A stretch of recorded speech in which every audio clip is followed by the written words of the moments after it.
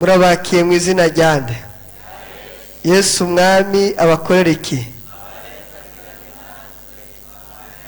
Umwami Yesu abahezagirane natwe, amen.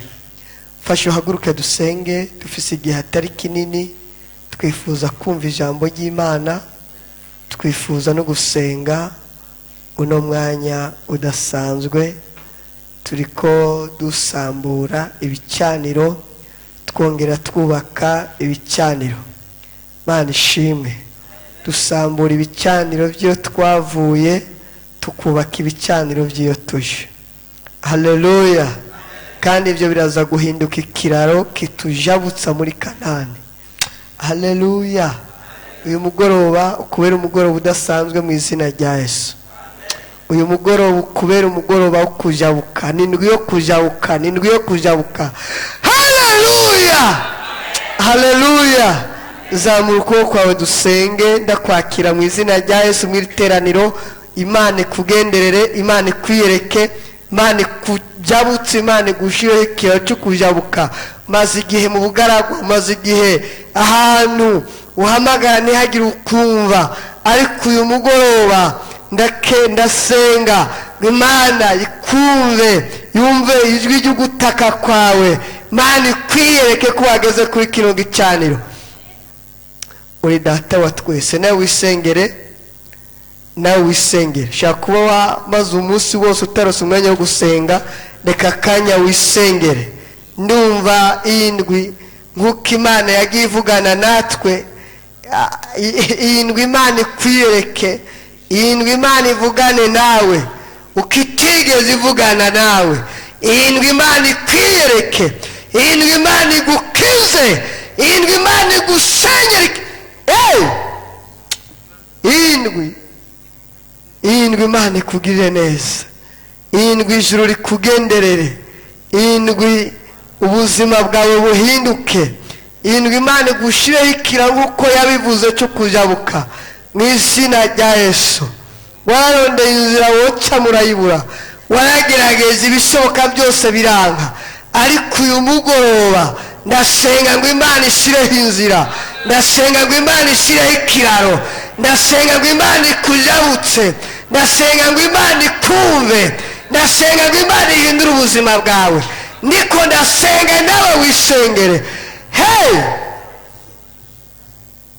Mana urakoze, tugushimiye kubagukoreye, tugushimiye mwami mu izina rya Yesu. Kuva kuri wa munsi w'ejo twugurura mu izina rya Yesu inondwi, warakoze kubana natwe.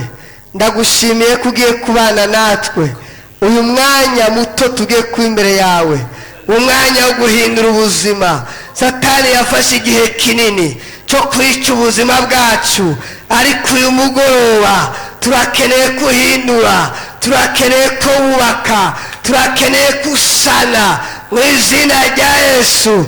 Uyu mugoroba udasanzwe, umugisha bagukoreye, umugisha umuntu yakandagiye hano, umugisha umukozi ugiye kutwigisha, imbaraga zawe zigaragare. Turagukomeye amashyi menshi mu izina rya Kristo Yesu, amen.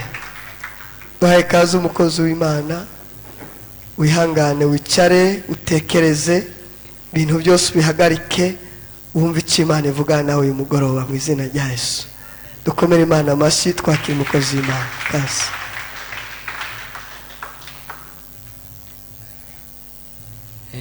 Ukuri iruhande mubwira ngo urakaza neza mu bwami bwa Yesu Kristo.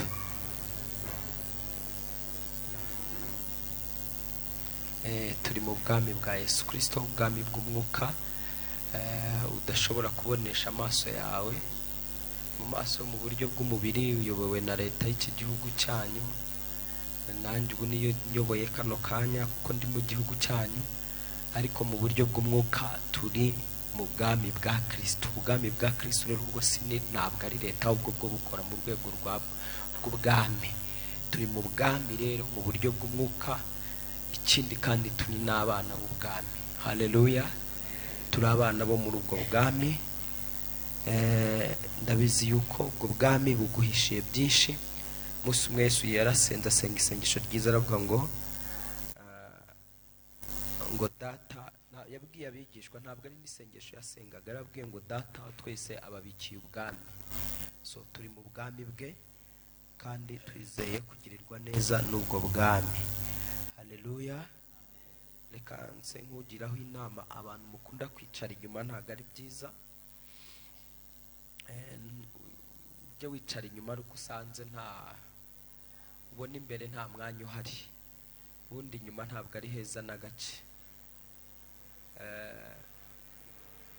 Mu rusengero umunsi nafatagwa umurozi cyangwa umusataniste, yarambwiye ati ngewe ni abantu b'imbere habaga hari umuriro, ati natinyaga kuhicara, rero nkicara inyuma kugira noneho nkafata ba bandi b'inyuma. Ati iyo nageraga imbere nahuraga n'umuriro w'imbaraga z'amasengesho uri hafi y'igicaniro cyangwa ya podium, bigahitamo rero kugira ngo yigire inyuma abone uko aroga yicaye mu b'inyuma cyane. Mujye rero ujye wicara inyuma kuko usanze imbere nta bantu bahari. Yesu ashimwe cyane. Inyuma ntabwo ari heza na gace.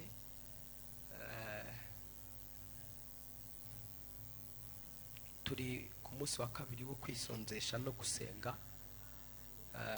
Tubona ko ari ibanga Yesu Kristo yahishuye.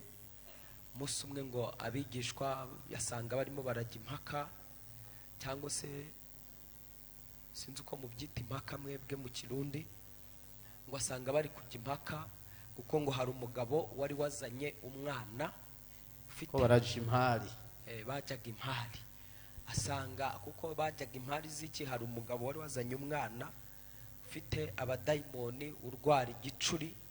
Ngo dayimoni yajyaga amufata akamukubita hasi, rimwe na rimwe akamutura mu muriro, ubundi agatuma abira ifuro, akazana ifuro, ngo dayimoni akamuvamo bigoranye. Ariko ngo amuzanira abigishwa be, abigishwa be bajyaho barasenga, barirukana wapi dayimoni yigira kavaye kajya yanga kuva muri uwo muntu. Noneho uwo muntu abonye Yesu aje, aramubwira ati databuja, nazanye uyu mwana wanjye w'umuhungu, ngo abigishwa bawe muzanira abigishwa bawe ngo bantabare bamukize, birabananira. None data niba ubishoboye ndakwinginze unkirize agahungu.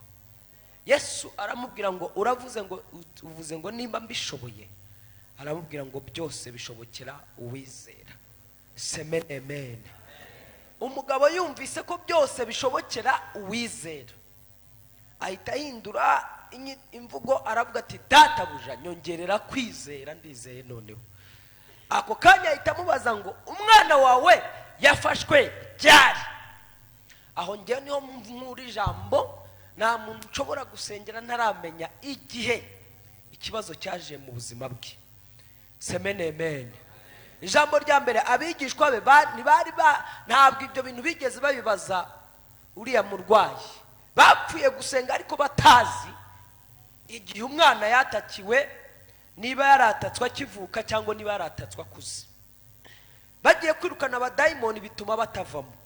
Aho niho bwa mbere babanje kunesherezwa. Aha kabiri batsindiwe,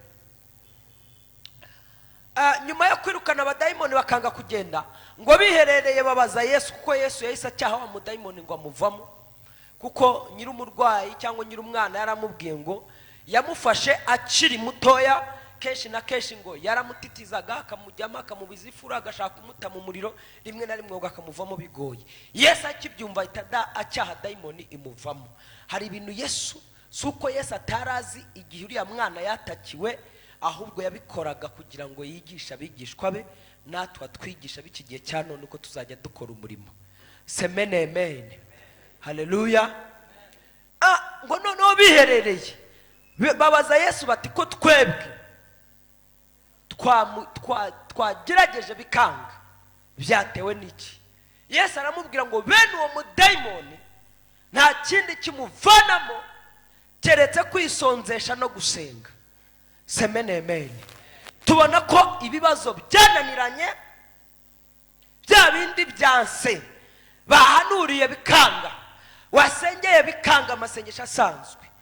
Icyo biba bikeneye, uwo mwuka uba ugomba kuva kuri ubwo buzima bw'uwo muntu, biciye mu kwisonzesha no gusenga.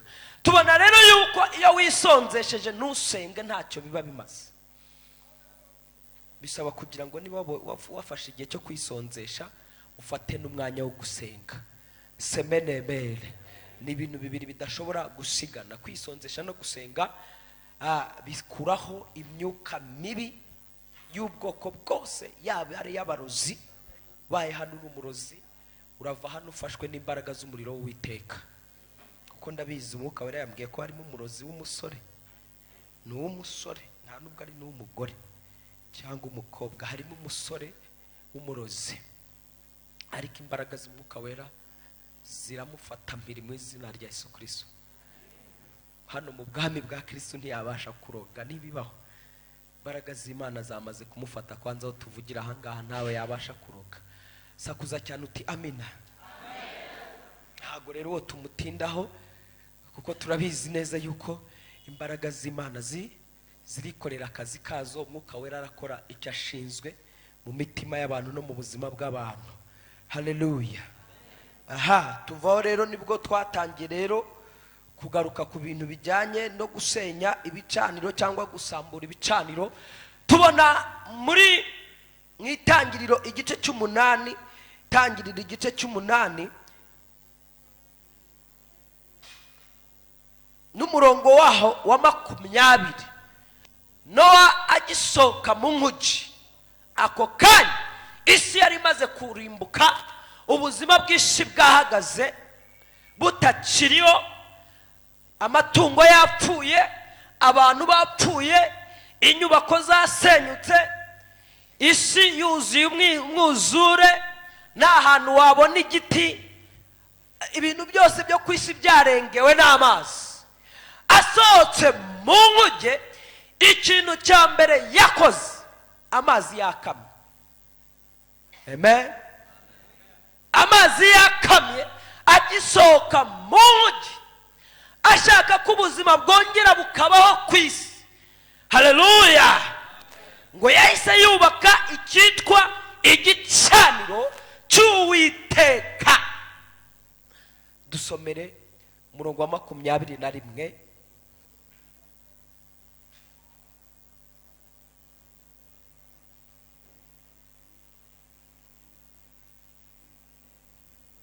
Dusomere vuba, ariko nusanga utangira kwa 20 n'abataraje ejo babyumve. Maze Nowa yubakira Uhoraho igicaniro. Maze Nowa yubakira Uhoraho igicaniro. Yabira mu bitungano byose no mu bikoko byose bitazira. Yabira ngo mu bikoko n'ibindi byose bitazira. No mu biguruka byose bitazira. No mu biguruka byose bitazira. Abitangira kuri icyo gicaniro kw'ibimazi. Abitambiraho kubiri icyo gicaniro h'ibimazi byo kozwa. Uhoraho amoterwa n'umubabwe mwiza. Umva iryo jambo ryiza. Uhoraho amoterwa n'umubavu niki? Umubabwe. Twebwe tubyita umubavu, mwebwe mu byita iki? Umubabwe. Umubabyi. Umubabwe. Ngo amoterwa n'umubabwe. Umubabwe, urumva twebwe tubyita umubavu, ni kwa kundi ushobora kwitera perfume. Murabizi ko perfume ihumura neza. Semene amen. Ngenda nayikunda, sinabasha kubaho nayifite pe, ndagakunda ka perfume. Sema amen. Nukuri ntabwo nasohoka ntakiteye, ntabwo byakunda. None ngo amoterwa n'umubabwe mwiza wabyo. Maze Uhoraho yiyumvira mu mutima wiwe. Maze Uhoraho yibwira mu mutima wiwe. Umva umuntu wamaze kubaka igicaniro, yamara kucyubaka akagerekaho ibimazi byiwe, cyane cyane iyo yabikoze abizi, akaba yaje ku gicaniro azi imbaraga z'igicaniro cy'Uhoraho ibyo gikora, akagitanga ibimazi azi ibyo gikora, ariko kandi akaba azi impamvu y'ibyo bimazi abitanze. Amen. Ibyo ngo byaragiye bihumurira Uwiteka, bimubera umubabwe uhumura neza komeza none ngo yibwira mu mutima we Uwiteka yahise yagira icyo yibwira mu mutima we bitewe n'icyo gicaniro yari yubakiwe ciwe bitewe n'ibimazi byagishizeho agira icyo yibwira mu mutima wiwe uhoraho agira icyo yibwira ku bwawe mu izina rya Yesu. Amen. Ati sinzokongera kuvuma isi ukundi. Aravuga ati sinzongera kuvuma isi ukundi kubw'abantu kuko imitima y'abantu yamogoreye gukora ibibi uhereye mu bwana bwabo. Kuko imitima y'abantu ikora ibintu bibi ngo uhereye mu bwana bwabo. Kandi sinzongera kwica ukundi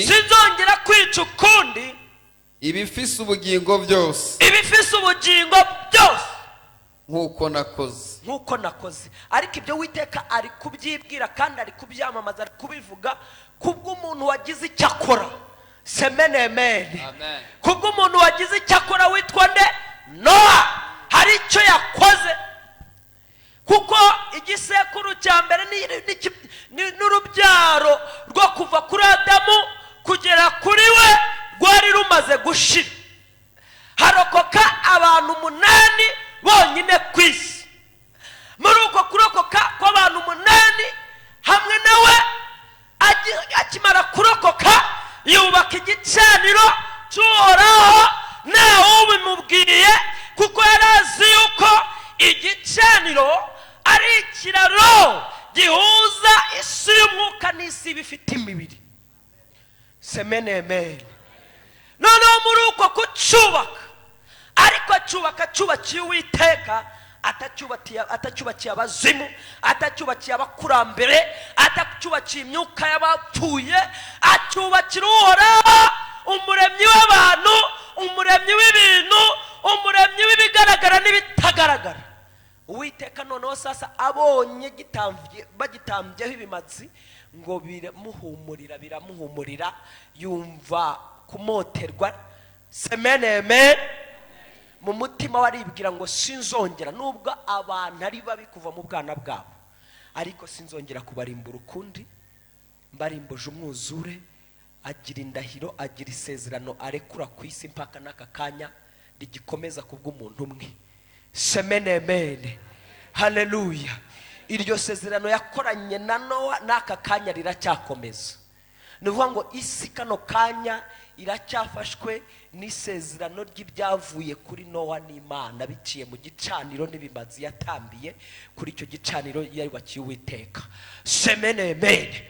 Biciye ku gicaniro wakubakira Uhoraho n'ibimazi byawe ugishiraho Uwiteka ashobora kwirahira akavuga ngo sinzongera kwemera ko uyu muntu akena sinzongera kwemera ko uyu muntu arwara sinzongera kwemera ko uyu muntu ahura n'ibitero by'abarozi sinzongera kwemera ko uyu muntu aguma mu muryango we no mu rugo rwe abantu bapfa bakenyutse batamaze imyaka ihagije ku isi. Uhoraho hari ikintu yakwibwira ku bwawe mu izina rya Yesu. Ndagusengera ngo Uwiteka agira icyo yibwira kuri iki gicaniro uriho mu izina rya Yesu. Haleluya. Komeza mwari. Isi kiriho ibiba niyimbura. Umva ahise atanga n'isezerano aravuga ngo isi kiriho kuko ibimera byose nta byari biriho ibiribwa byari byashize. Nawe urumva isi yari yarengewe n'umwuzure. Nuguwa ngo bari barahinze imyaka y'ubwoko bwose yari yarimbuwe yashize nta kimera cyari kikiriho ku isi. Ariko bitewe n'igicaniro Uhoraho yubakiwe n'ibimazi byagitanzeho atangiye kwirahira arimo ararekura isezerano aravuze ngo arirahiye. Uwiteka yirahire ku bwawe mu izina rya Yesu. Amen. Haleluya. Amen. Ntabwo Uhoraho ajya yirahira kubw'amagambo gusa yirahira kubw'umuntu wubatse igicaniro akagitangaho ibimazi byiwe. Komeza. Ibiba niyimbura. Ibiba niki? Niyimbura. Iyimbura. Aha. twebwe y'ikinyarwanda bavuga ngo ibiba n'isarura. Ibiba n'isarura n'imbeho n'ubushuhe n'ici n'agatasi n'umurango nijoro ntibizovaho. Amen. Ibiba n'isarura ntibizovaho ukundi. Hari abantu bashaka gusarura batabibye, ibyo ntibibaho. Ni ibintu bibiri bigendana. Amen. Kubiba n'isarura yavuze yuko bizahoraho. Iyo hatabayeho kubiba ntuzategereze gusarura. Ibiba n'isarura. Bwira mwene so ngo Uwiteka aguhe kubiba no gusarura.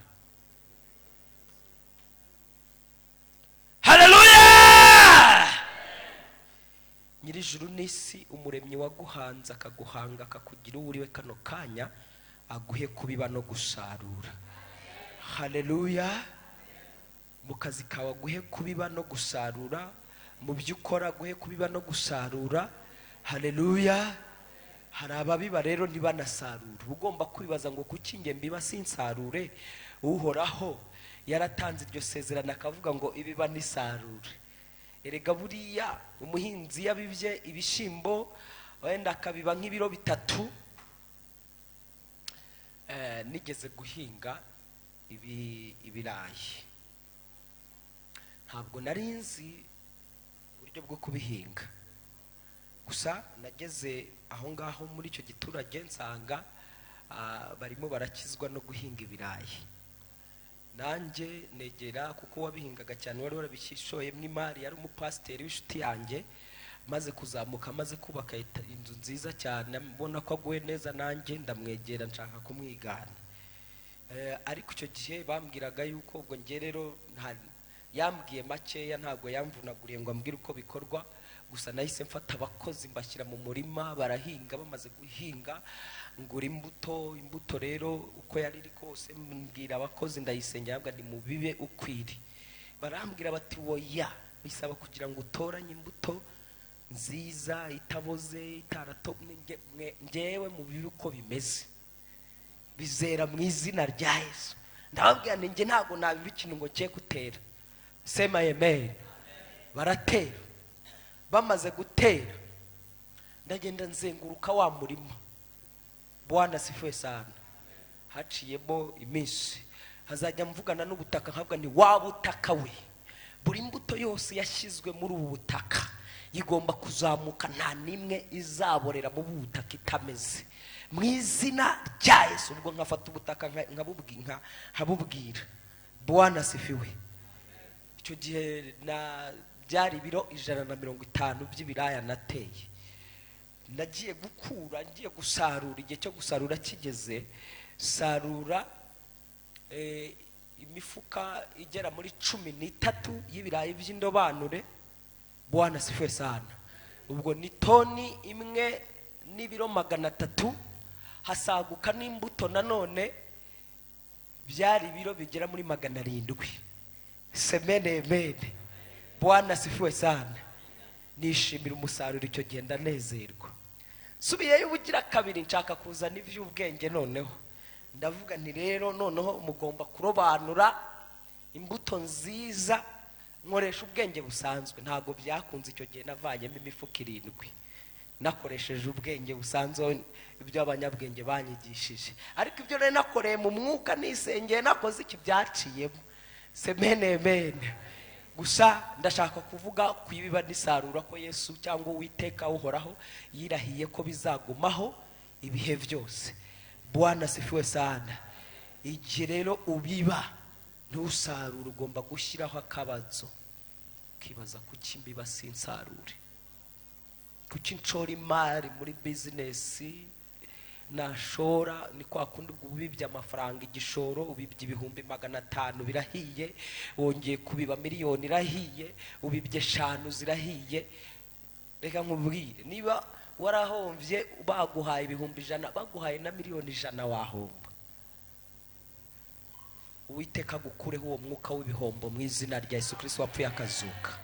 twabonye rero ko uyu munsi ndifuza kugira ngo ejo dusambura ibicaniro bidushika, bidukurura, bidukwega. Ntabwo nigeze nsoma icyanditswe cy'ibicaniro. Yesu ashimwe. Byadushika, byadukwega, byatuma ibyo byose wabiba ntusarure. Dusomera Abacamanza igice cya 6. Abacamanza igice cya 6. Abacamanza igice cyaho cya 6.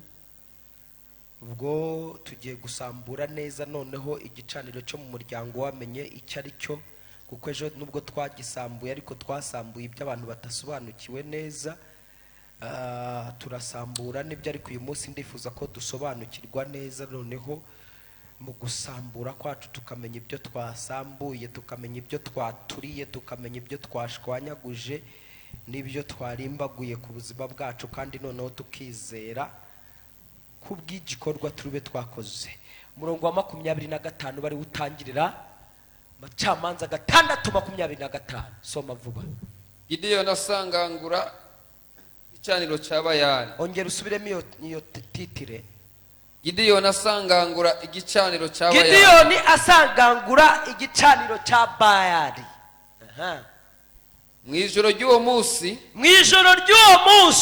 Uhoraho aramubarira ati itana imfizi yaso imwe ya kabiri imaze imyaka ndwi usangangura igicaniro cya Bayali kiri kwa so. Umva iryo jambo kiri kwa so. Urumva ikintu yamubwiye ngo usangangura igicaniro cya Bayali kiri kwa so umubyara. Imana idufashe mu izina rya Yesu. Kubera icyo Uwiteka yamubwiye ngo usangangura igicaniro cya Bayali kiri kwa so umubyara. Wibuke ko mu itangira igice cya 6 n'umurongo wa 1 Bibiliya iravuga ngo Abisirayeli bajyaga babiba bagahinga, bamara guhinga igihe cyo kweza kigeze n'igihe cyo gusarura kigeze, ngo Abamediyani bakaza ari benshi cyane, benshi ariko noneho ngo bakisuka mu mirima yabo. Abisirayeli ngo bagahunga bakajya kwihisha, kuko batari bafite imbaraga zo kugira gute, zo kubarwanya. Icyo bakoraga bahitaga bakwira imishwaro bakajya kwihisha mu bihuru no mu mashyamba, maze ngo Abamediyani bakajya mu mirima yabo bakayisarura. Bamara kuyisarura ibyabo noneho ngo bagatwara iby'Abisirayeli bigatwarwa n'abakina Abamediyani. Bimara igihe kirekire bari muri ubwo buja n'ubugaragu, agahinda ari kenshi, umubabaro ari mwinshi, ariko ngo noneho batakira Uwiteka. Vuga ngo batakira Uwiteka. Semene amen. Icyo gihe ngo baje gutakira iki? Uwiteka. Ibaze nawe kuba washora amafaranga yawe mu gikorwa runaka, mu bucuruzi runaka, agashira agenda, agahomba ureba, akakuva mu myanya y'intoki. Ukaba wari ufite 5,000,000, wari ufite 10,000, 200, 500 zikazaca mu myanya y'intoki ureba. Ese ni wababara? Wagira agahinda. Kangura uwo mugabo, ntiwongere gusinzira mugabo. Wababara. Ariko icyiza cyabo ntibagarukiye mu kubabara, igihe cyarageze ngo batakira Uwiteka. Semene amen. Batakira Uwiteka. Uwiteka ari mu ijuru arareba, aritegereza, abona umusore witwaga Gideyoni.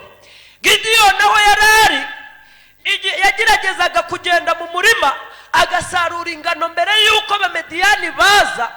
None ngo marayika w'Uwiteka asanga ari kuzishekura zangano akazihisha.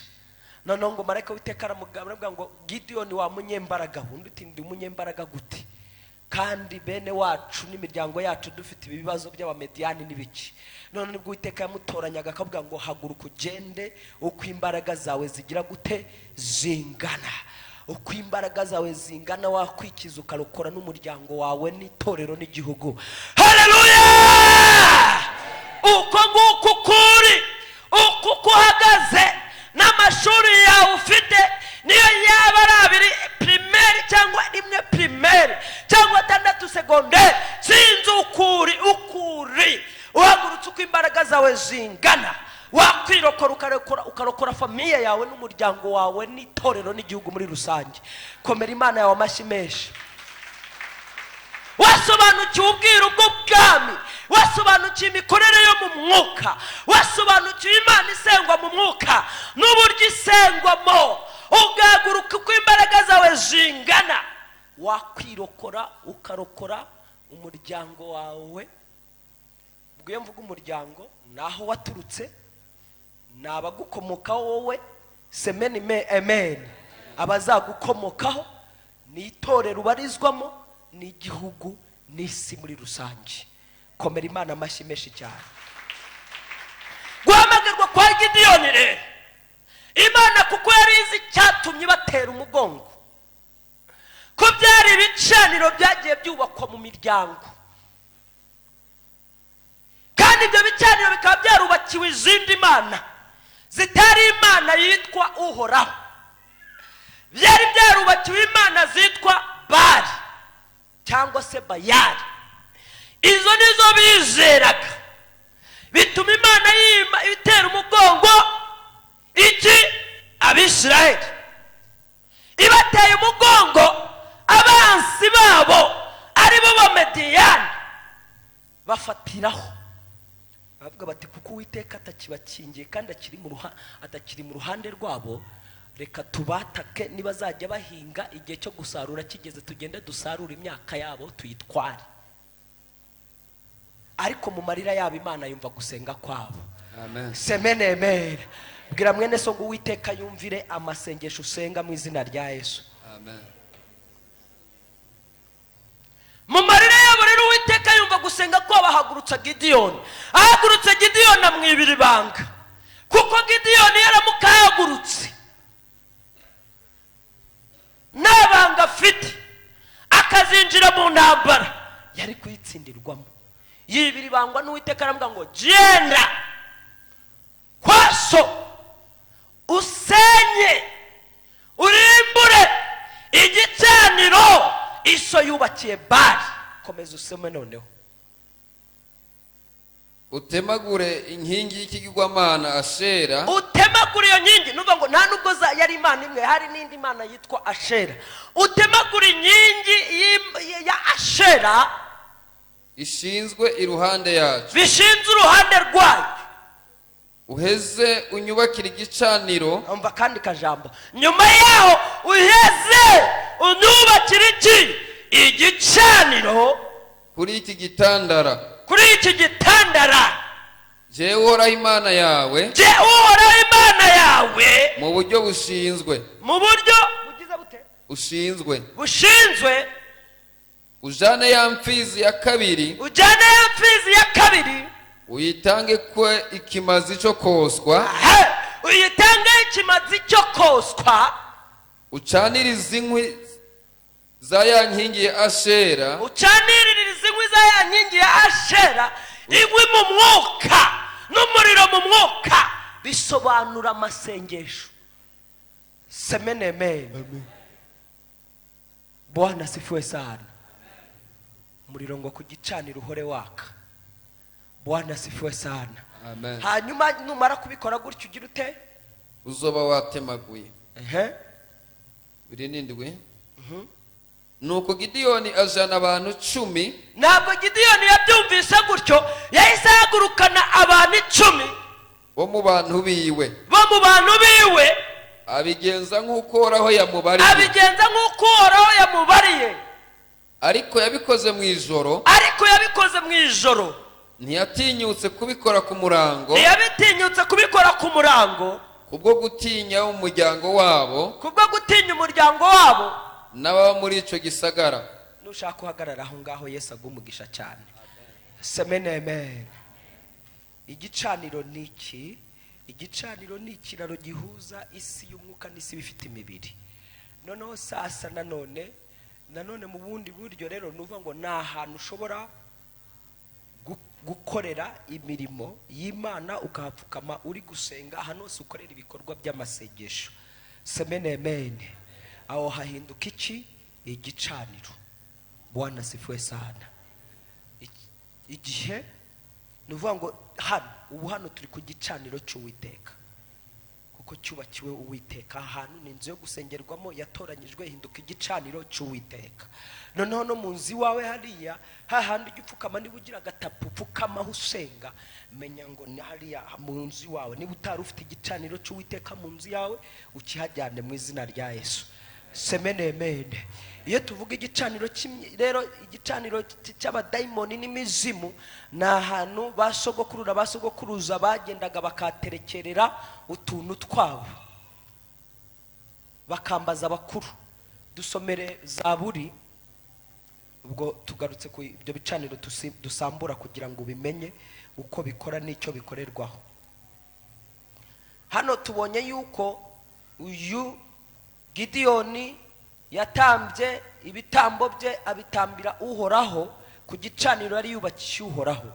Ariko muri Zaburi 106 umurongo wa 37 hadusomere wumve.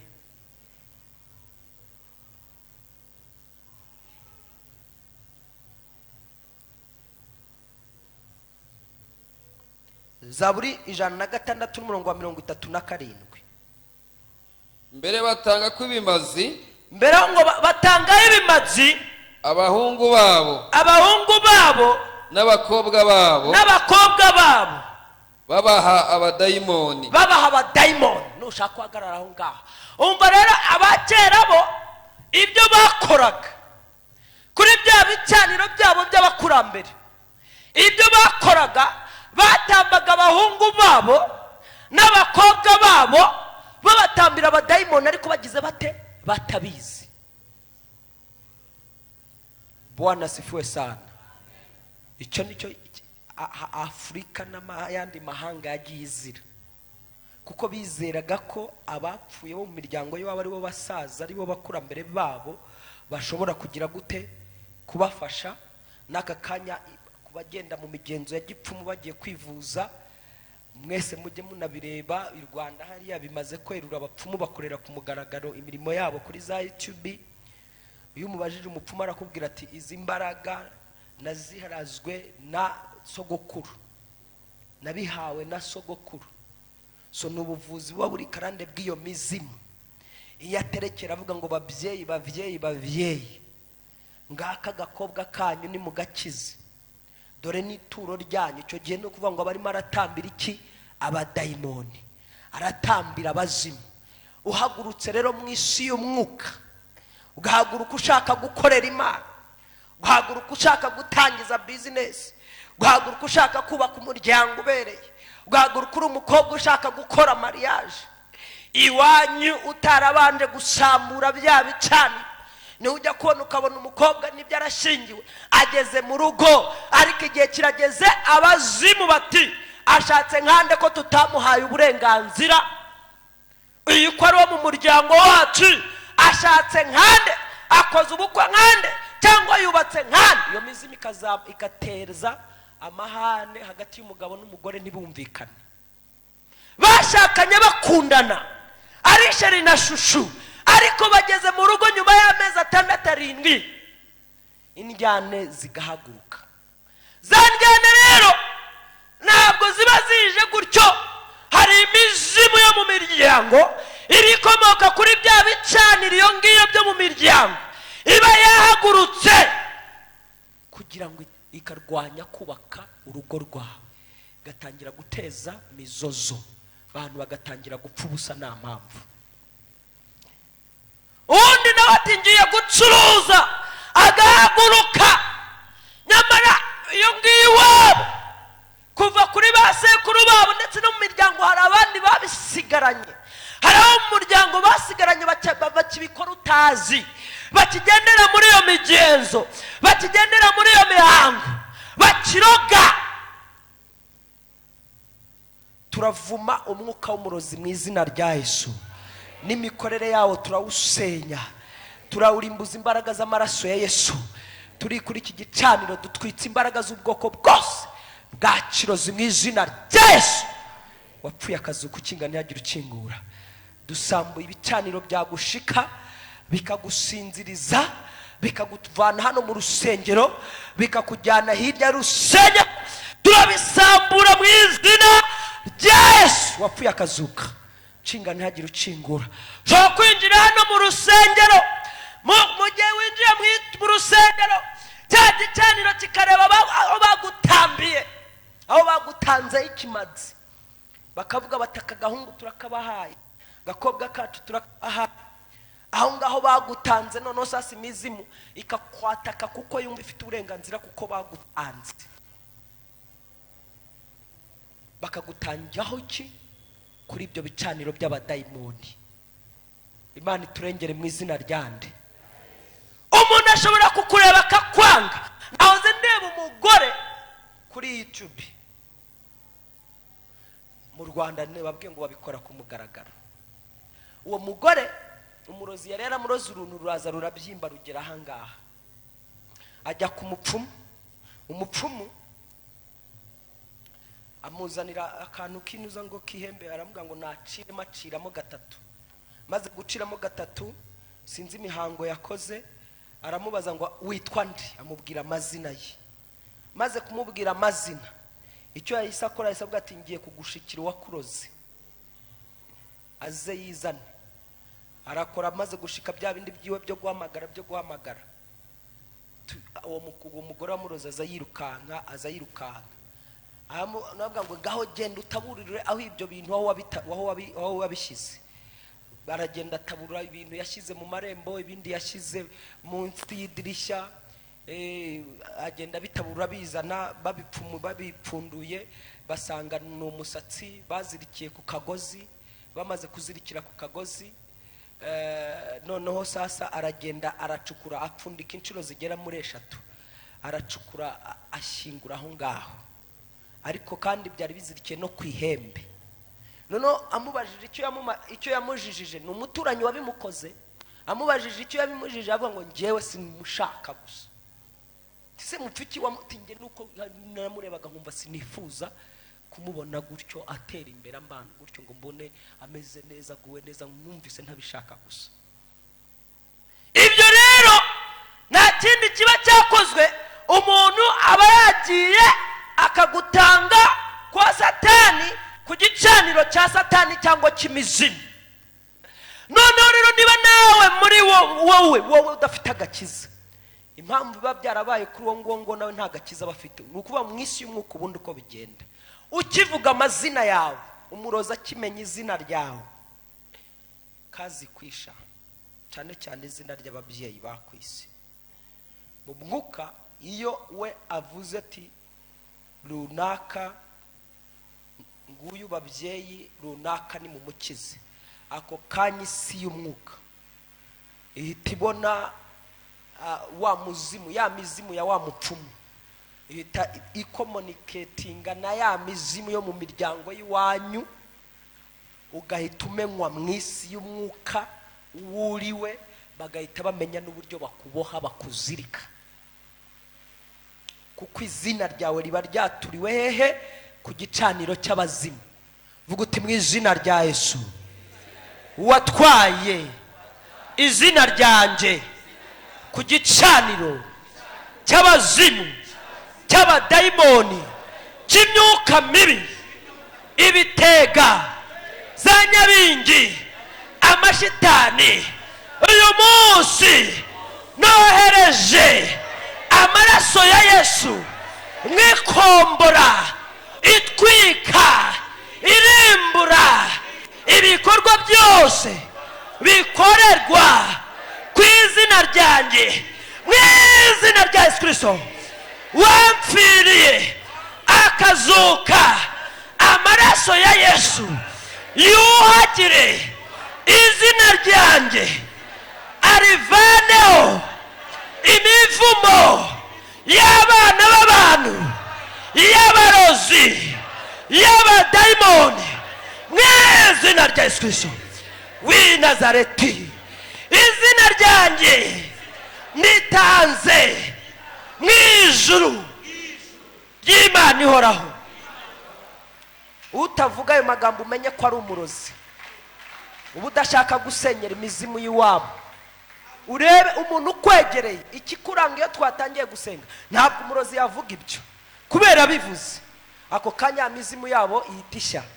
Gushya kwayo rero baramukubita igihe avuye mu iteraniro nk'iri risenyera abazimu, risenyera abadayimoni.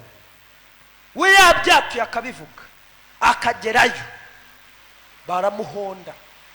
Abaye ari umukobwa mutoya ubona utavuga, menya ngo ni umurozi.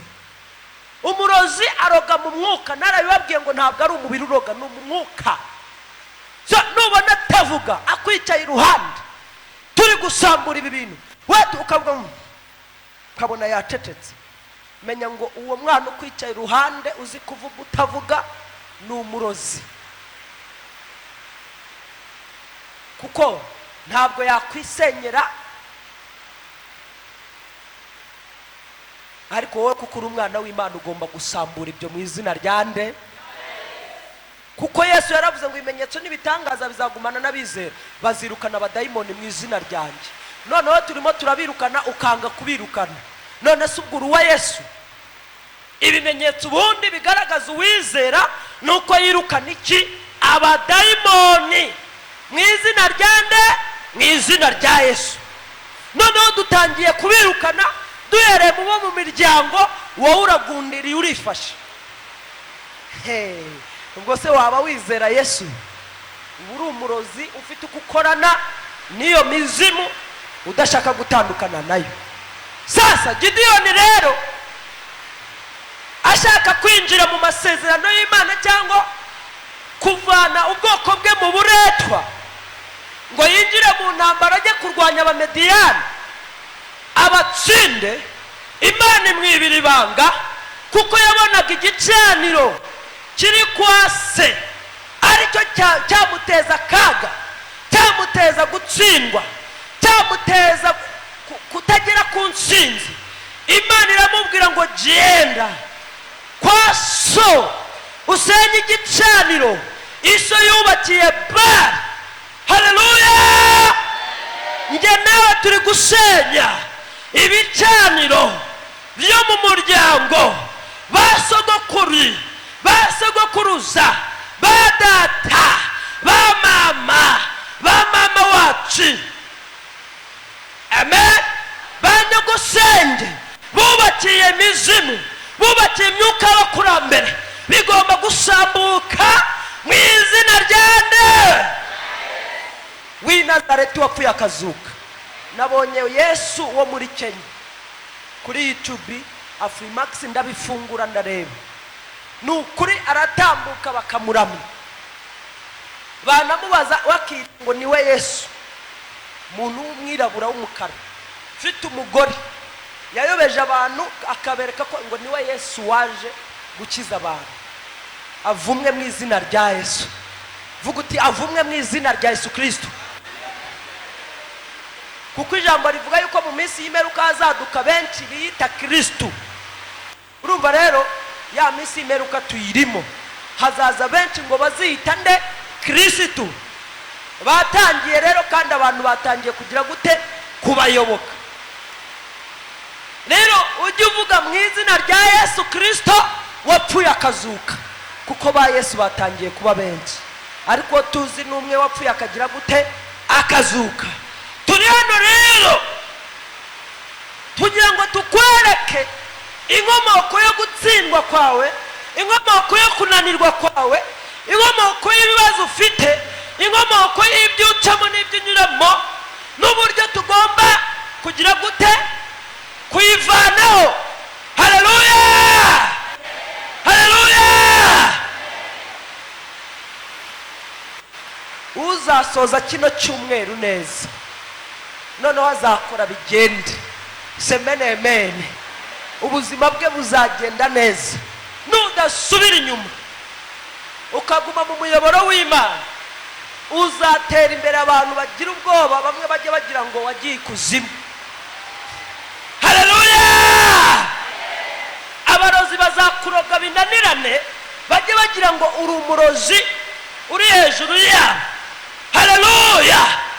Kuko ibyo bakora, ibanga ry'abarozi, igihe cyose utaraca muri iyi deliverance turi gukora yo muri rusange, ngo usambure ibyo bicaniro byo mu muryango, iyo izina ryawe ritanzwe mu bazimu, ako kanya umurozi agitanga izina ryawe mu bazimu, akarijyana mu bapfumu, akiryaturira mu bapfumu, mu isi y'umwuka bahita bakubonera mu bisekuru uturukamo mu buryo bw'umubiri.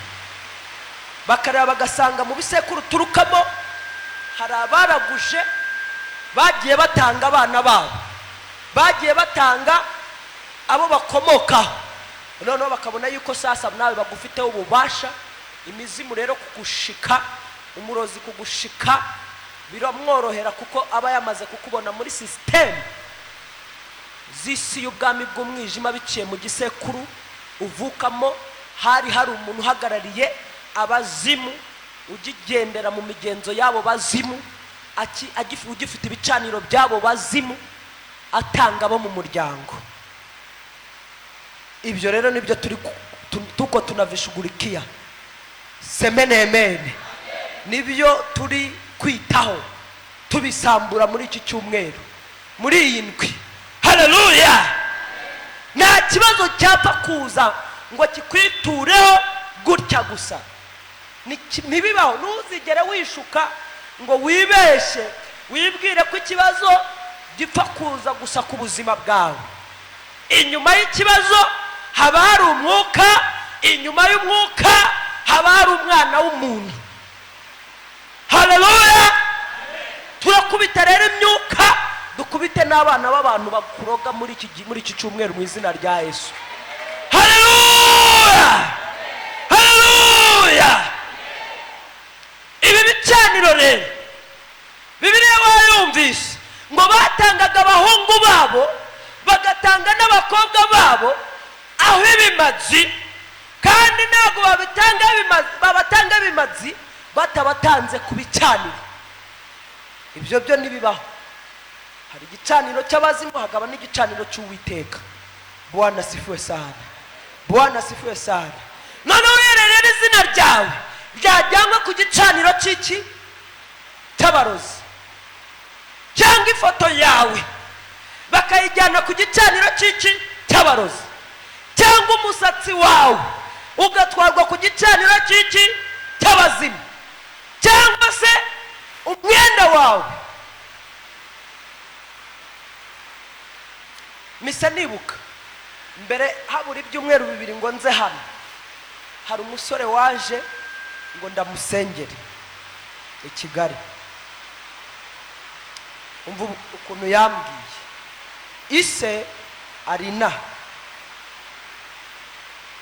nyina ari mu Rwanda, ni umurokore, ariko ise yashatse undi mugore. Uwo mugore wa kabiri babura urubyaro, ariko ataratandukana n'uwundi uwo wa mbere, kuko uwo nguwo barasezeranye, bafite isezerano nyine ryo ryemewe n'amategeko ryo muri leta nyine. Noneho abura urubyaro kuri uwo wa kabiri, ihabara ryo mugore wa kabiri. Noneho ariko uwo mwana w'umusore aterwa n'ibintu, ikintu kikaza kikamufata mu gatuza, cyamufata mu gatuza akananirwa guhumeka, ubundi cyamutwaye n'ubwenge. Hari igihe abanywa urumogi n'itabi, yavuye mu ishuri yarageze mu wa kabiri segonderi, icyo kintu kimwumvisha kuva mu ishuri. Noneho arisohokamo yinjira mu bintu by'ibiyobyabwenge no kunywa inzoga n'iki. Ise yamwoherereza amafaranga, kuko ise ni umukire hano muri iki gihugu, yamwoherereza amafaranga, umwana akajya kugura indaya. Ngiye kumusengera namubaje, musore waryamanye n'abakobwa bangahe? Arambwira ati pastor, ntago nababarura ni benshi. barenga igihumbi. Nisi igihumbi abo ngabo waryamanye naho mu gihe kingana iki? Arambwira ati mu myaka 5. Afite imyaka 25. Ati nabitangiye afite imyaka 20. Ati njyewe nabonaga amafaranga nararanaga indaye 3 ku munsi.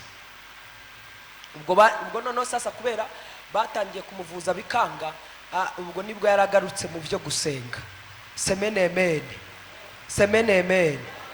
Nyina yaramuzanye aho ngaho ngo ndamusengere.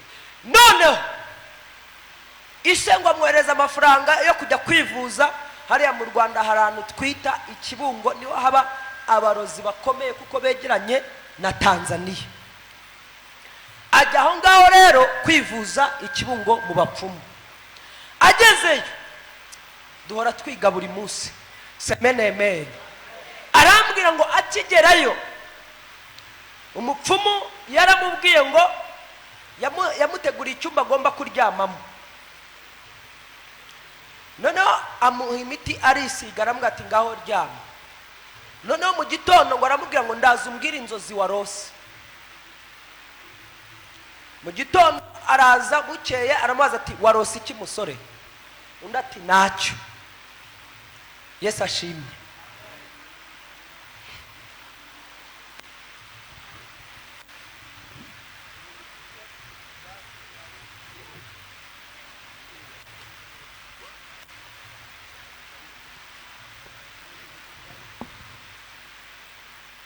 Ku munsi wa kabiri ngo arongera aragaruka aramubaza ngo warose iki? Nabwo ngo amubwira ko ntacyo yarose. Ngo aramubwira ngo ko kuvura bigoye, ko ntari kugufatisha neza mu isi y'umwuka. Amusigiye indi miti. Ayimusize umwana. Ku munsi wa gatatu aramubaza ngo warose iki? Umwana amubwira ngo yarose. Ibyo yabivugaga imbere yanjye n'imbere ya nyina.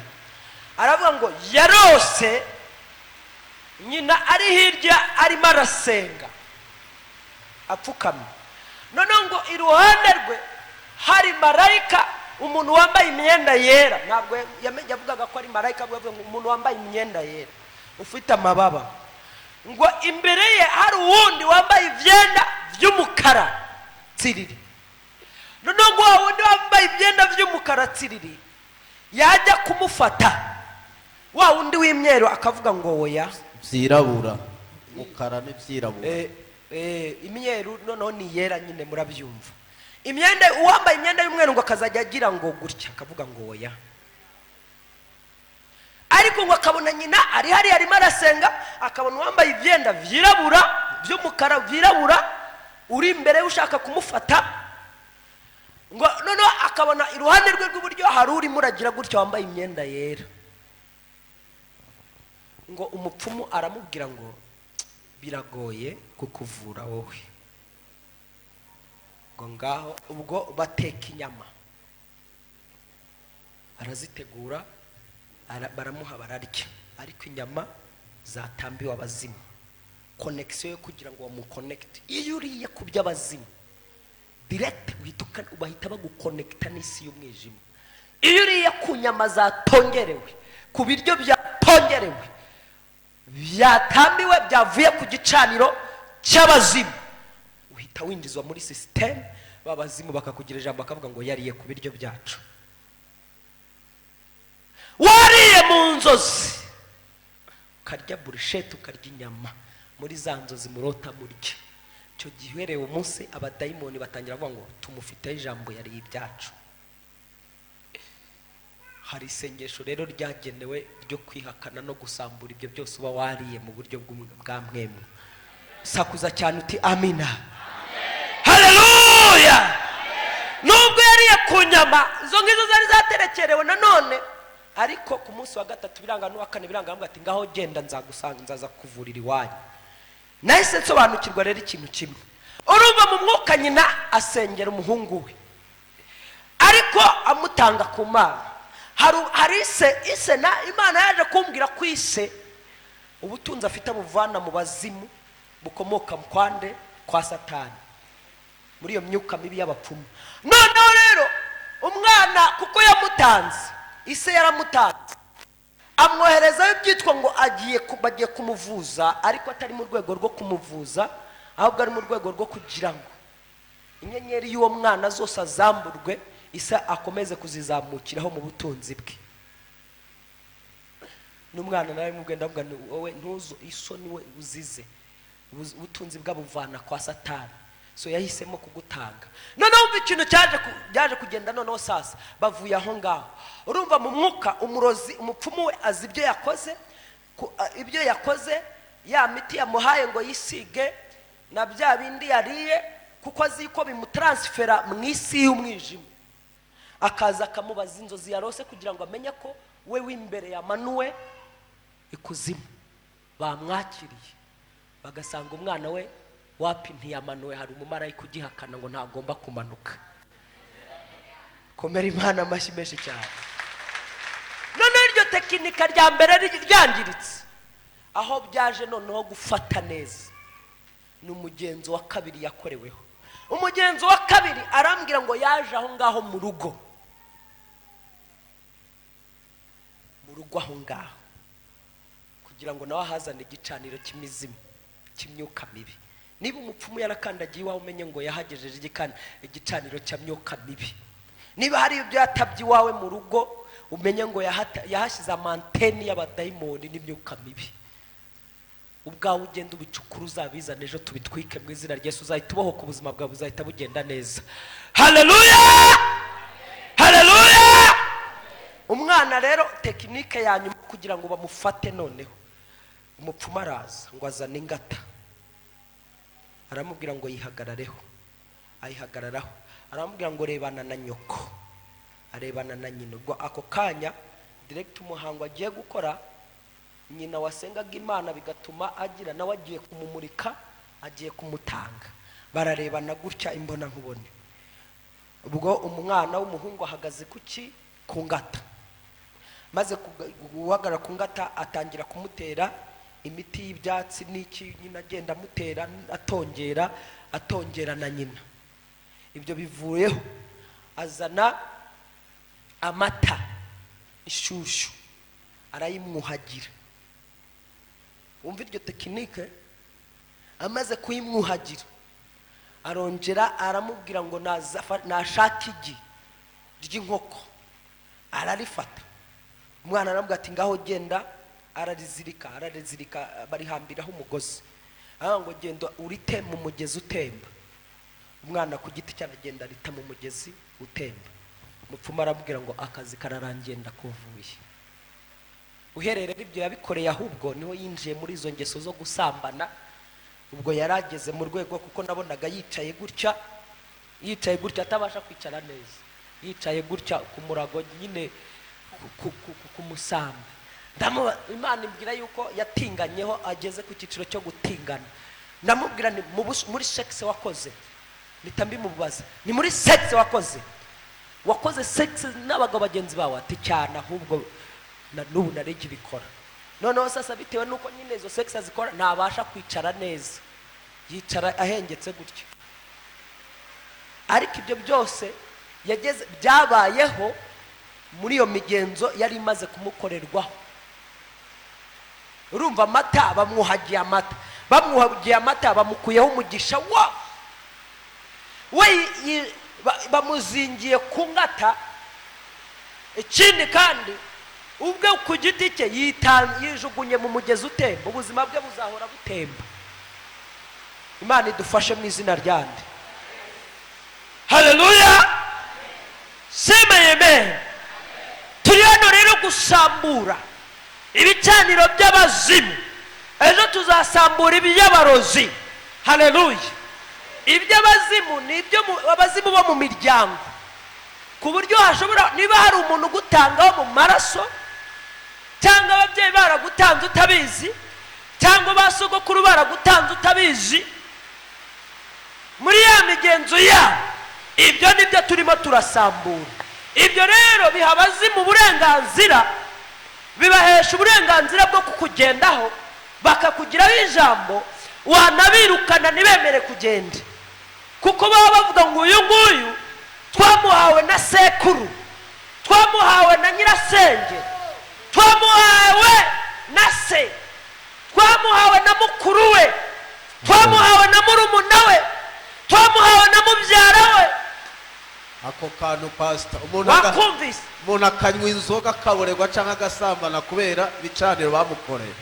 Kubera igicaniro bagize gute bakubakiye utazi ukabusambana, ari umudayimoni n'umuzimu byavuye kuri kiriya gicaniro biraza bikwinjiramo. Muri iyo kode, iyo ni password, icyaha kikwizingiraho n'igicike. Ujye umenya ngo kiba cyarabaye password, pin number abadayimoni bagufatiraho, ikuzimu bagufatiraho bagatuma batakwemerera kwinjira mu masezerano, bigatuma nuvuga ngo icyaha kikwizingiraho kigaruka. Shobora kuba ari umujinya w'indengakamere, shobora kuba ari uburakari bwa ngo turwane, shobora kuba ari ubugugu, ubusambo, shobora kuba kikakwizingiraho wapi, gishobora kuba ari ugupinga utajya wemera. Bibiliya yaravuze ngo umupfapfa ahinyura ibintu byose. Imana iturengere mu izina ryande. Haleluya. Ariko utwo tugeso n'ibindi byose bikurimo wowe ukibwira ko ari ibisanzwe, kumbe hari igicaniro cyabisunitse kiraza kibiguterekamo. Turagisambura, n'ibikurimo tubisambure Imana itashyize muri wowe. Haleluya. Kubera ijambo riravuga ngo igiti cyose kitatewe na data kizarandurwa. Komera Imana amashyi menshi. Haleluya. Bishatse kuvuga ngo kamere ikurimo, ingeso ikurimo, ibizima urimo utahawe n'Imana bigomba kuranduka mu buzima bwawe mu izina rya Yesu. Haleluya. Ntabwo Imana ariyo yagushizemo iyo pararize, ntabwo ariyo yagushizemo iyo hypertension, ntabwo ariyo yagushizemo iyo diabete, ntabwo ariyo yagushizemo ibyo bintu, ntabwo ariyo yagushizemo iryo rari ry'ubusambanyi. Hari igicaniro kibigusunikira, kigomba gusenywa n'ibyo watewemo bikaranduka mu izina rya Yesu. Ntabwo Uwiteka ariwe utuma ukora ugahomba, ntabwo Uwiteka ariwe watumye iyo diplome yicara warayimanitse, shaka akazi warakabuze. Hari igicaniro cyaziritse iyo diplome yawe, kiravuga ngo nubwo yashoje amashuri ariko ntacyo azageraho. Gihora kivuga ibyo. Turagisambura mu izina rya Yesu Kristo wapfuye akazuka. Haleluya. Hari umuntu ujya ahantu, yajya ahantu ubundi agatangira kugutongera no kuvuga amazina yawe, avuga ati byantangaje. Umupfumu aho ngaho nari ndimo ndareba kuri YouTube, bamubajije ati se uburamuvura? Ati cyane ndamuvura, nsangazi n'ijambo.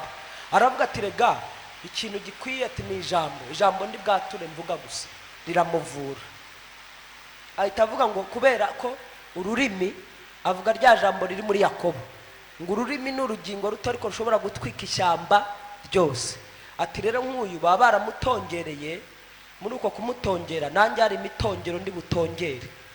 Wowe uraza mu rusengero twatongera imitongero nziza yo muri Kristo Yesu, twohereza umuriro w'Imana aho ibintu bituruka. Ntiwizere, ujye wizera mu izina rya Yesu. Haleluya. Niba tugiye kohereza umuriro mu nzu wawe wo gucukura no gutwika ibyo batabye mu marembo, ibyo bashyize ahantu runaka, aho bazingiye umusatsi wawe ku bicaniro by'abazimu, aho bazingiye ikirenge cyawe, aho bazingiye amafaranga yawe, tukohereza umuriro. Ntiwizere ko bihiye, ujye uhita wizera mu izina ryande. Ikitangaje nuko abarozi barusha kwizera abakristo. Biratangaje pe. Ukoze Imana akakwaturaho ijambo ryiza ntiwizere ko umugisha uhawe, nyamara umupfumu yakwaturaho ibintu ukemera, cyangwa bo babyatuyeho bigafata. Impamvu rero twebwe nuko tubaturaho amagambo meza, ntimwizere ko yabaye. Menya agaciro k'ijambo rivuye ku rurimi rw'umuntu akarikwaturaho. Haleluya. Iyo akwaturiyeho ikibi kiragufata, yakwaturaho icyiza kiragufata. Imana itugirire neza mu izina ryande. Iyo mitongero yose rero, ibyo batongereye ku mazina yawe, iby'imihango runaka yose yagiye ikorwa ku bwawe, haguruka ku birenge byawe twinjire mu mavuta yo gusenga. Yesu. Twugarireho rero tugiye kwinjira mu bihe byiza Ego. byo gusenga. Akacu. Tugiye kwinjira mu ntambara z'umwuka. Lepese. Hari indirimbo twebwe turirimba ngo twarabatuwe rwose rwose mu mwami wacu Yesu. ndagira ngo turirimbe rero cya gitero kimwe gusa kivuga Twizeye hari icyo nshaka ko turirimba cyonyine tugahita dusenga ngo turi abasirikare beza. abasirikare beza batujwe n'amaraso Mwami wacu Yesu Kristo ni wewe mugabisha ku musaraba haturuka iriba rimara inyota twanywereye amazi meza amazi ako gatero karavuga ngo kubw'imbaraga ze dufite mugasimbutse ngo kubw'imbaraga ze dufite tuzabaho no mu rupfu tutameze n'ushire dushire hora. urumva ngo turi abasirikare beza bogejwe mu maraso. ababwiye ngo tugiye kwinjira mu ntambara y'iki y'umwuka kuko umusirikare wari ararwana iyo byabaye ngombwa. Haleluya. Amen. tugiye kwinjira menya ngo uri umusirikare kano kanya wo mu mwuka. uri umusirikare wogejwe muri ayo maraso ya Yesu. umugaba wacu ninde? ni Yesu Kristo. Haleluya. niyo mpamvu muri izo ntambara dukoresha izina rya Yesu, dusenyesha izina rya Yesu Kristo, tukarimbuza izina rya Yesu Kristo. umva noneho sasa ngo kubw'imbaraga ze dufite. abakurwanyije bafite imbaraga zikomoka mu bakurambere, zikomoka mu bapfuye. twebwe dufite imbaraga zikomoka muri Kristo Yesu wapfuye akazuka. Haleluya. tutarinjira mu ntambara z'umwuka rero, uretse pastor, tutarinjira mu ntambara z'umwuka, uri hano utarakira Yesu Kristo nk'umwami n'umukiza n'umucunguzi w'ubugingo bwawe, abe umugaba uzajya ugaba ibitero muri iryo zina. Yesu abaye atakuzi, utaramwinjiza mu bugingo bwawe ngo ubatizwe mu mazi menshi, tukinjira muri izi ntambara, wowe imizimu yakugirira nabi, myuka yo mu bakurambere yavuga ngo sha wadukubitishije kandi udafite ikigukingira. umuntu akingirwa n'izina rya Yesu Kristo iyo yakiriye Yesu Kristo mu mutima we, akamwakira nk'umukiza n'umucunguzi w'ubugingo bwe, akabatizwa mu mazi menshi, akaba umunyamwuka, agasenga mu mwuka no mu kuri. ntaba agisenga agikurikije amashapure, ntaba agisenga agikurikije amashusho atandukanye, ahubwo agasenga muri iryo zina. uwo niwe wenyine imizimu itinya, abadayimoni batinya, abarozi bakaba bahunga. uba aho ngaho rero utarakiriwe Yesu Kristo, tuvuze vayo tubanze tugusengera umwakire, tubone kwinjira mu ntambara z'umwuka. karibu utera intambwe uze uri hano utarabatizwa mu mazi menshi, utarakira Yesu Kristo umwami n'umukiza n'umucunguzi w'ubugingo bwawe, ngo ubwawe ku giti cyawe umuhe ubugingo bwawe. vayo dusenga Imana mbere yuko twinjira muri izi ntambara.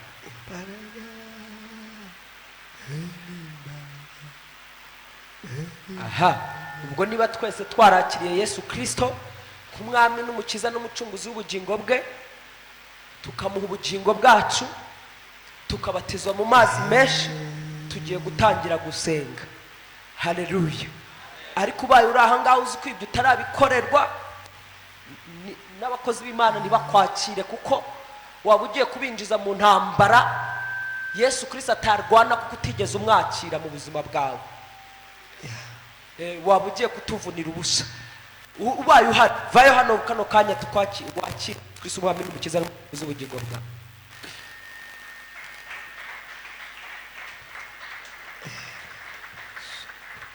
ariko we ndumva narakubonye ejo bundi we ntago wamwakiriye wowe waramwakiriye we subirayo abamaze guhagarara hano abahagaze hano nimugaruke abatarahagarara hano nibo bagomba kuza mutere imbere muhagarare neza aho ngaho muhagaze abamaze guhagarara hano intambuko ikurikira no kuja kwiga mwegerane neza umusore mwegerane hagarara hano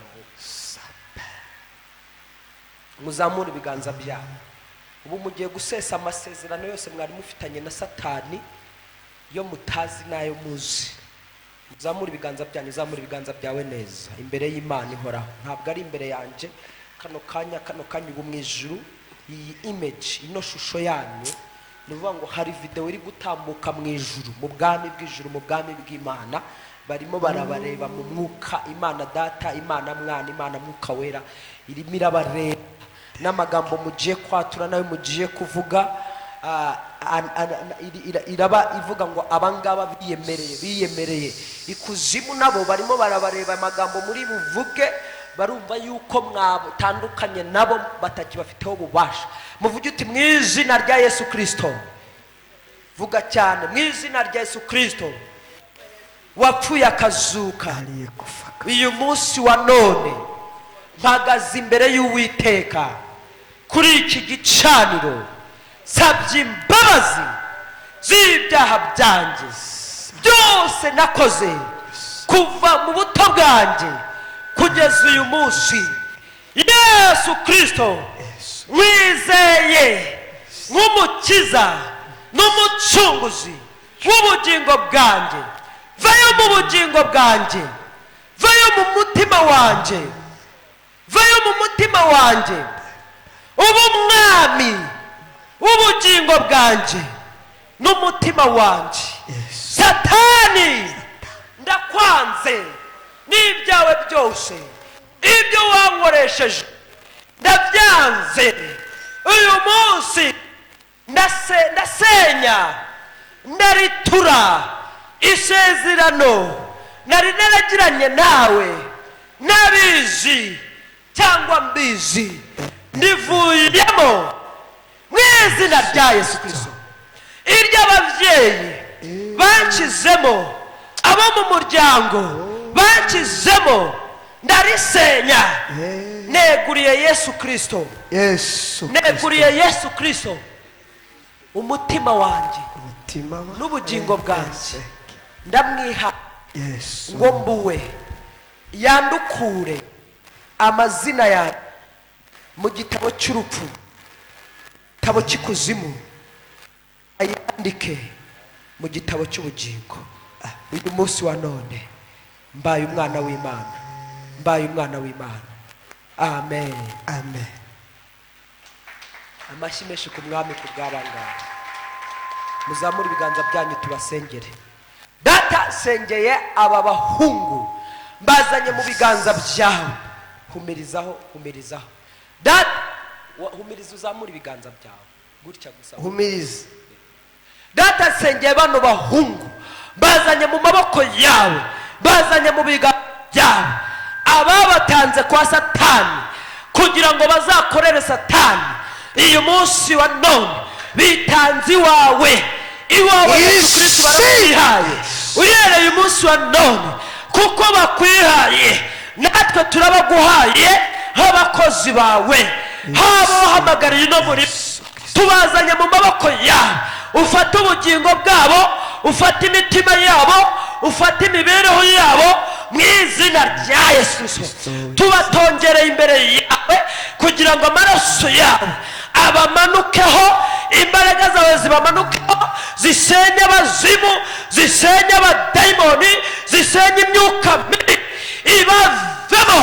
ibavemo abarimo imizimu y'imiryango abarimo amahembe abarimo ibitega abarimo za nyabingi mwe mugende bano bana abahungu barabasezeye bafashe ibyemezo byo gukorera umwami Yesu urakoze mwami turabaguhaye uhereye no nakugeza iteka ryose baba bawe ni mu izina ryawe Yesu wapfuye ukazuka dusenze twizeye musubire mu myanya yanyu ubwo baraza kubabwira nyuma y'iteraniro kuwa kabiri kuwa gatandatu muze kwiga saa 2. itorero ryose duhaguruke twinjire rero mu ntambara. Haguruka dusenge. Ubwo mwebwe mubaye abana b'Imana, mwabasore mwe murakijijwe, muhaye ubugingo bwanyu Yesu uhereye umunsi wa none, agakiza kinjiye mu mitima yanyu. Nibongera guhamagara abantu bakira agakiza nimuzaze, kuko mwebwe mwamaze kugakira. Gisigaye ni ukuba mu itorero mukigira umubatizo, mukabatizwa mu mazi menshi, ubundi mukinjira mu murimo w'Imana, mugatangira gukorera Imana yanyu yabaremye. Amen. Rero abasigaye natwe dukijijwe nabo twese tuzamura ibiganza byacu. Yes. Tugiye gusambura bya bicaniro by'abavyeyi bacu bubatse, byo basogokuru bubatse, ba nyogokuru bubatse, ba data wacu, ba mama wacu, ba babyara bacu, bakuru bacu, barumuna bacu. Kuko buriya ushobora kwibwira ngo umuvandimwe wawe uramuzi, ariko umuntu ni munini cyane, ntiwamenya ubuzima bwe, ntiwamenya ibyo akora. Niyo mpamvu iyo twinjiye mu mwuka nta muntu twizera, twizera Yesu Kristo wenyine. Semene amen. Birava ngo uwizera umwana w'umuntu avumwe. Wowe ushobora kwicara ukibwira ngo ababyeyi bawe bari bakijijwe cyangwa bari bagize gute cyangwa basogokuru n'abande, ariko utazi ibyo bakoze. Icyo tuzi nuko ni kimwe, nuko Satani atapfa kohereza ibibazo cyangwa ibibazo bitapfa kuza mu buzima bwawe bidafite aho bituruka. Biba bituruka ku bicaniro. Ibyo bicaniro nituba tuza babyubatse. Niyo mpamvu iyo dutangiye duhera kuri ba data na ba mama, basogokuru na basogokuruza, banyogokuru na banyokuruza, ba data wacu na ba mama wacu, bavandimwe bacu, basaza bacu, bakuru bacu, barumuna bacu, tukaritura ibyo bicaniro mu izina ryande. Ubwo harimo uwakubaka igicaniro cy'imizimu gihita gishwanyuka mu gihe dusenze. Haleluya. Zamura ikiganza cyawe cy'iburyo rero dusenga Imana. Vuga uti mu izina rya Yesu Kristo w'i Nazareti, mbere y'ibindi byose sabye imbabazi z'ibyaha byose nakoze uyu munsi. Amaraso ya Yesu yuhagira ururimi rwanje, yuhagira akanwa kanje, yuhagira umutima wanje n'ibitekerezo byanje n'ubwenge bwanjye bwose. Urubanza rw'ibyaha rwari rundiho, amaraso ya Yesu aruvaneho imbere y'Imana, ngaragare nta kizinga nta cyaha mbonekwaho imbere y'Uwiteka, imbere y'Uhoraho umuremyi wandemye. Urakoze mwami Yesu, nizeye ko amaraso yawe anyuhagiyeho ibyaha byose, mbaye uwera biciye mu maraso yawe wamennye ku musaraba igorigota. Aha, vuga uti mu izina rya Yesu, nkimara kwezwa amaraso ya Yesu, ndasambura igicaniro data, mama, nyogokuru, sogokuru, sogokuruza, nyogokuruza, ababyeyi babo bubakiye imizimu, abapfuye tukubwanje. Ibyo bicaniro byankururaga, byankwegaga, binjyana mu byaha, bisubiza inyuma, ibikwega kwizera kwanjye, ibirwanya agakiza kanjye, ibirwanya iterambere ryanjye, ibirwanya amagara yanjye, ibirwanya ubutunzi n'urubyaro rwanjye, ibirwanya umubiri wanjye, ibirwanya ibiganza byanjye, bikambuza kwakira amafaranga, bikambuza kugubwa neza. Uyu mwanya ndi mu mwuka, ibyo bicaniro ba data, ba mama, ba sogokuru, ba nyogokuruza bubakiye za Nyabingi, Ibitega, abakurambere, ndabisambura mu izina rya Yesu Kristo w'i Nazareti. Ndabiritura mu izina rya Yesu Kristo w'i Nazareti. Ibinkwega bikanjyana mu matongo, mu nzozi, mu bitosi bya nijoro, mu itiro rya nijoro, ibindotesha nabi ndabisambura, ndabisenya mu izina rya Yesu Kristo w'i Nazareti. Ibinyiba umugisha wanjye ndabisambura, ndabisenya mu izina rya Yesu Kristo w'i Nazareti, kuko njyewe ndi umwana w'Imana isumba byose, ndi umwana w'ihoraho mu izina rya Yesu w'i Nazareti wapfuye akazuka. Ibuka ko ijambo rivuga ngo abo bamuneshesheje amaraso y'umwana w'intama w'Imana, ubwo ni aya Kristo, ndetse ngo no guhamya kwabo cyangwa gushinga intahe kwabo. Turimo turahamiriza Satani, tugiye guhamiriza iyo mizimu, tugiye guhamiriza iyo myuka y'abakurambere, tugiye kuyihamiriza, tuyibwire ngo turi abana b'Imana, tuyibwire ko twavutse ubwa kabiri. Ibyo bintu bitarabyatura n'akanwa kawe, wowe ngo ubwire uwo muzimu, ubwire n'iyo myuka mu miryango, uyibwire ko wimuwe mu buryo bw'umwuka, ubarizwa mu kindi gihugu cyitwa ijuru, ubarizwa mu bwami bw'Imana. Abo mu bwami bw'umwijima baragushika bigakunda, bisaba kugira ngo nawe ugire amagambo watura, kutakibarizwa mu bwami bw'umwijima, utakibarizwa mu miryango yaterekerewe, utakibarizwa mu batanzwe kwa Satani, wowe kuba maze kwiha Imana, kwiyegurira ihoraho. Haleluya, amen. Iyo akanwa kawe karimo karavuga ibyo, ubwabyo ya mizimu irumva ikaguhunga ubwawe. Haleluya, amen. Umukozi w'Imana noneho yaje rero nawe agashimangira, akayikubita, ihita igenda ubutazagaruka ku buzima bwawe, kuko nawe uba wayihakanye. Haleluya, amen. Niba hari indwara yaguteje, niba hari kamere yagutezaga, niba hari ubukene yagutezaga, niba hari inyatsi yagutezaga, niba hari icyangiro yagutezaga, iyo mizimu igiye n'ibyo yaguteje bihita bivaho. Haleluya, amen. Haleluya.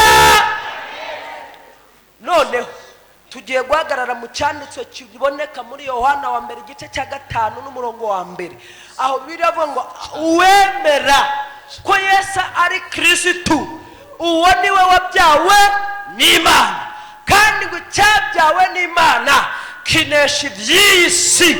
Haleluya, amen. Uwo niwe uriwe, kuko wabyawe n'Imana ugomba kunesha iyo mizimu, ugomba kunesha indwara zo mu isi, ugomba kunesha inzara. Yego abantu bamwe na bamwe bafite ubwoba ku biciro birimo biragenda biduga, ariko ugomba kunesha iyi si. Naho ibiciro byaduga, ugomba kubona ibyo urya, ugomba kubona ibyo kwambara, ubuzima bugomba gukomeza.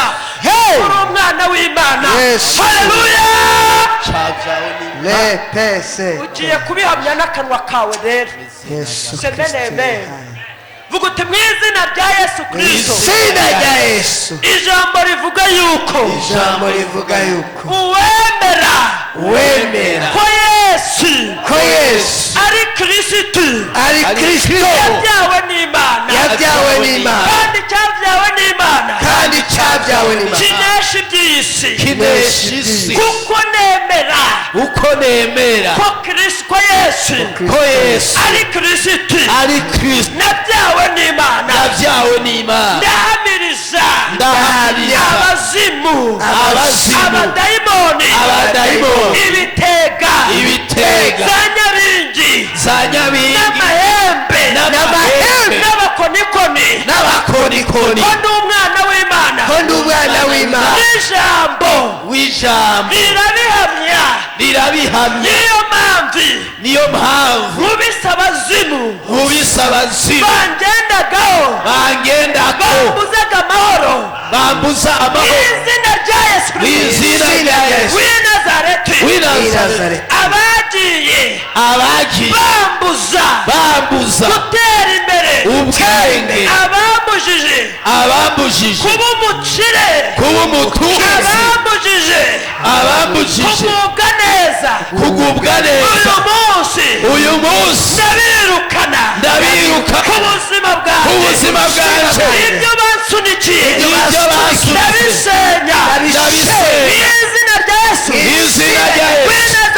w'i Nazareti wapfuye akazuka ibicaniro byabo ndabisambura izina rya Yesu w'i Nazareti buri wese wanjanye ku bicaniro by'imyuka mibi by'abazimu bo mu muryango yaba ari mama yaba ari data yaba ari sogokuru yaba ari nyogokuruza yaba ari mukuru wanje yaba ari bakuru wanje barumuna banje bavyara banje abaturanyi ababanyi bo mu muryango bene wabo biwabo wa mama biwabo wa data ni mu mwuka nohereje ijambo risenya uburozi bwose n'imizimu yose ibyo yakoze byose ndabisamba izina rya Yesu w'i Nazareti umugisha wanje wafatiriwe ku bicaniro byo mu muryango ndawugaruje izina rya Yesu w'i Nazareti umugisha w'ukuboko kwiza ndawugaruje mu izina rya Yesu w'i Nazareti uw'amagara meza ndawugaruza mu izina rya Yesu Kristo w'i Nazareti umugisha w'ubukire umugisha wo gutera imbere ndawugaruza urubyaro rw'umugisha ndarugaruza izina rya Yesu w'i Nazareti uwo kunguka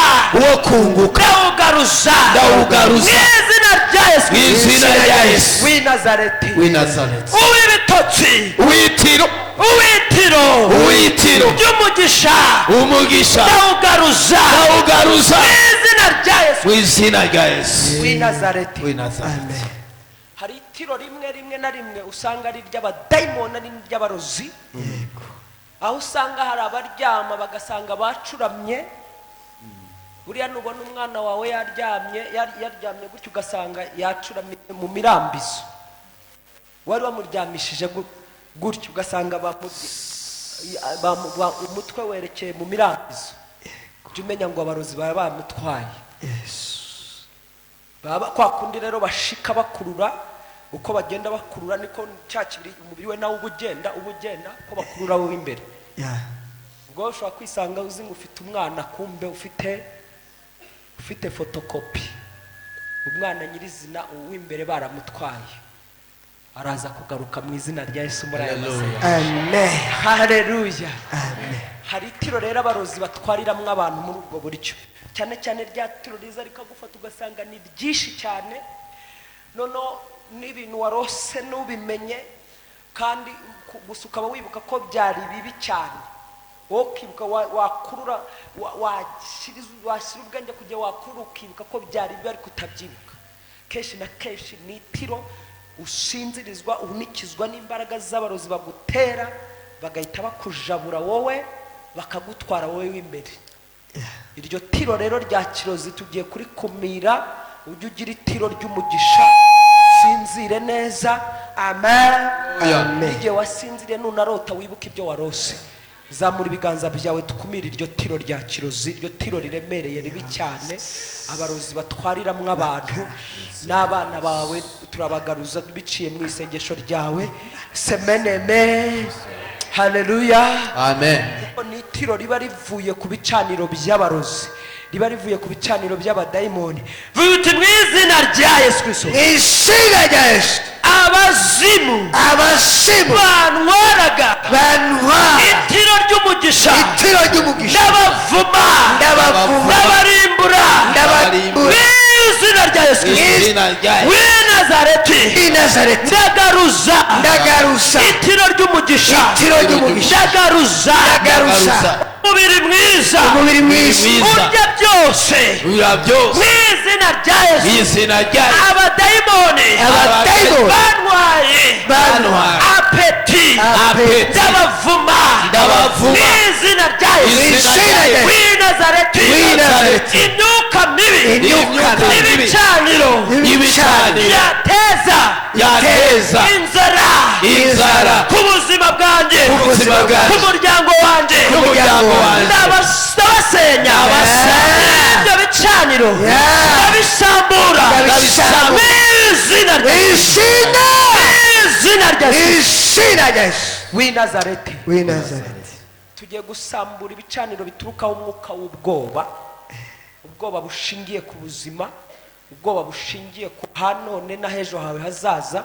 Ugasanga umuntu arahorana ubwoba bw'uko azishyura inzu, bw'uko azarya, bw'uko azambara, bw'uko abana biwe baziga. Ukabona ubwoba ni bwinshi, yagira no mu gihe bamwe na bamwe bitewe n'ubwo bwoba abadayimoni babashyizemo no gutanga bikababera ikibazo, kuko baba bafite bwa bwoba gutanga ko gutangira Imana ku gicaniro cyayo, bikabatera ubwoba bw'ubuzima. Yesu atubwira ngo nimukagire ubwoba, akatubwira ngo nimukiganyire mwibaza muzarya iki, muzambara iki. Dufite ubwishingizi muri Yesu, ubwishingizi bw'ahazaza hacu turabufite muri Yesu.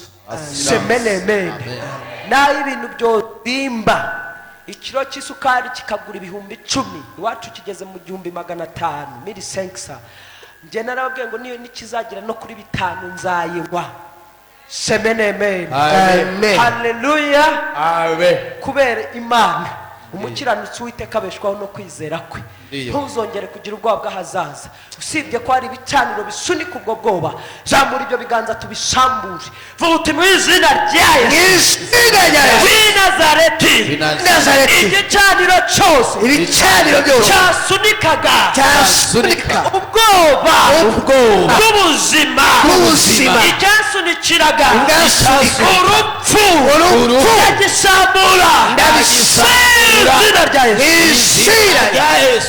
Mwuka wera arambwiye ngo hariho n'ibisunika urupfu, cyane cyane mu mpera z'umwaka biba bisunika impfu za hato na hato, impfu zo gupfa abantu bitunguranye. Ugasanga umuntu arwaye umunsi umwe, umunsi wa kabiri wa gatatu uritabye Imana, ejo mwagendanaga.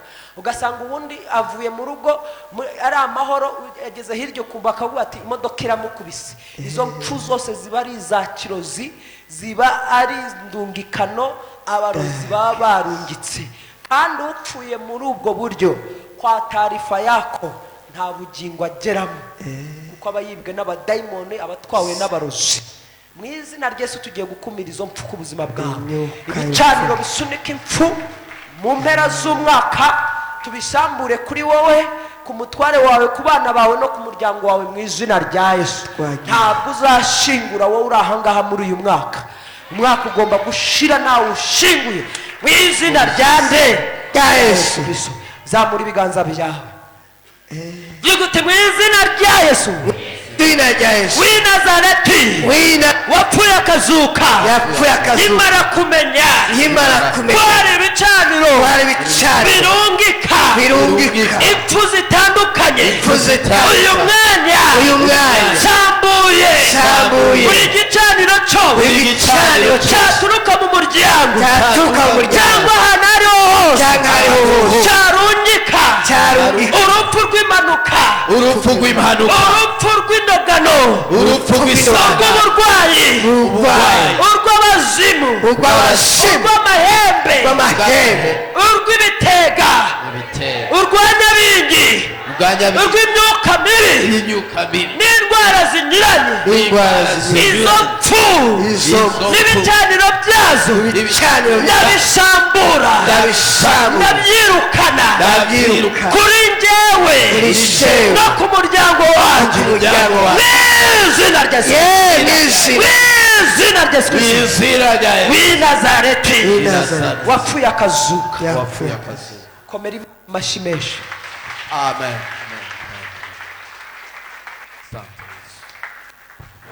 thank you Jesus. fata ituro ryawe wowe urifite urizane urishyire hano ku gicaniro. ni ukuvuga ngo ni ituro ushyira kuri cya gicaniro kwa kundi sitiri tubona nyine Nowa yubatse igicaniro cy'Uwiteka agashyiraho ibimazi. nyuma yo gushyiraho ibimazi ngo Uwiteka akagira gute agahumurirwa. iyo turi muri aya masengesho ya deliverance nuko bigenda. ibyo dusambura byose twaje ku gicaniro cy'Uwiteka tuzirikana ituro uko ryaba ringana kose rihwanye nuko wifite ukarishyira ku gicaniro cy'Uwiteka. ritegure rero urizane uritereke hano ku gicaniro mu izina rya Yesu Kristo risumba amazina yose. hanyuma y'aho ngaho hejuru y'iryo turo nanone nabwo turarisengeramo. haleluya, turarisengeramo. biravuga ngo amaturo y'umuntu niyo amuharurira inzira, yamara kumuharurira inzira